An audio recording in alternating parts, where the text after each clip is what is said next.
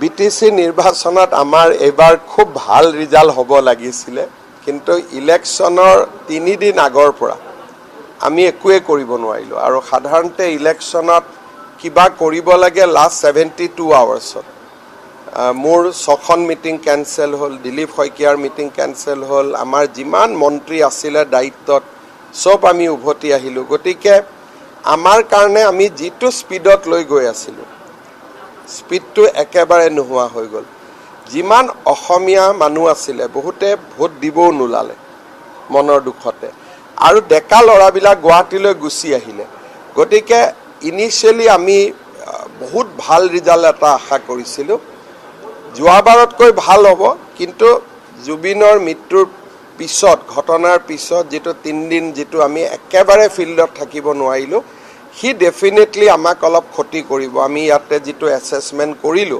সেই অ্যাসেসমেন্টত এইটো কথা স্পষ্টকৈ ওলাইছে যে যোৱা 3 দিনত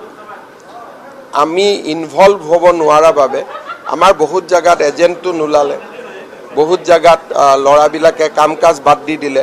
গতিকে অকনমান আশা কৰাৰ ধৰণে ৰিজাল্টটো যে হ'ব মই ভবা নাই কিন্তু যোৱাবাৰতকৈ ৰিজাল্টটো ভাল হ'ব in the BTC election in every election last 72 hours is the most crucial hour but we could not participate in the campaigning or election process in the last 72 hours because of sad demise of Zubin Garg we all came back to Guwahati we all camp in Guwahati and we try to arrange mainly for his cremation return of the body etc so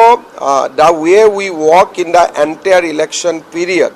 we expected a very good result but last 3 days was a really it was a setback for all of us so perhaps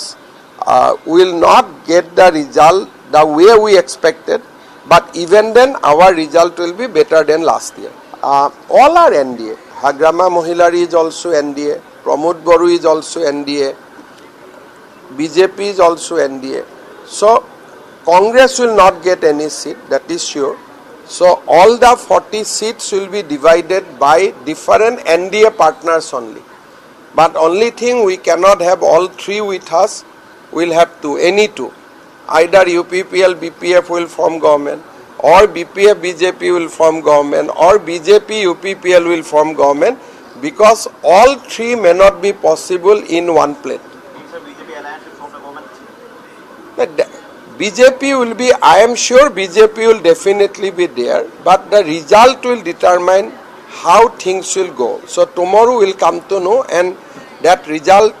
actually was very important politically but we have sacrificed in a way BTC because of this unfortunate incident in last 3 days so that was a real setback for us তেনেকুৱা কথা নহয় আমি মই আগতে কৈছো যে আজিহে আমি পলিটিক্যাল কথা পাতিছো যোৱা 4-5 দিনৰ পিছত যদি বিপিএফ বা ইউপিপিএল নিৰংকুশ সংখ্যাগৰিষ্ঠতা লাভ কৰে 20ৰ ওপৰত তেতিয়া ডেফিনেটলি বিজেপিয়ে বাহিৰৰ পৰা সমৰ্থন দিব লাগিব যে 20ৰ তলত যদি ইউপিপিএল আৰু বিজেপি লগ ইউপিপিএল আৰু বিপিএফ লগ লাগি চৰকাৰ কৰে তেলে বিজেপিৰ ভূমিকাটো গৌণ হ'ব কিন্তু যদি দুইটাই লগ নালাগি বিজেপিৰ সমৰ্থন বিচাৰে তেতিয়ালে ভূমিকাটো বেলেগ হ'ব হেকাৰণে গুটেই ৰিজাল্টটো ডিপেন্ড কৰিব অহাকালি কোনে কেনেকে পায়